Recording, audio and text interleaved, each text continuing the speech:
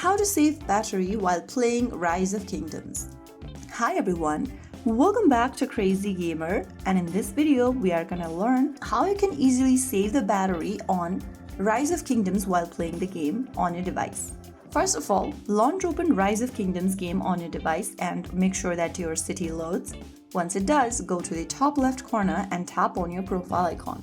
This will open up the Governor Profile section where you need to click Settings. Inside the Settings menu, click on General Settings. Now, under General Settings, you'll see the graphic quality option. Tap on the toggle button right next to it and select Battery Saver. After you enable Battery Saver or choose the Battery Saver option, it will reduce background effects, animations, and notifications while keeping gameplay functional. So that is how you can easily turn on the Battery Saver mode while playing Rise of Kingdoms on your device. If you found the video helpful, don't forget to like, share, and subscribe to our channel. I will be back again in the next video. Stay tuned till then.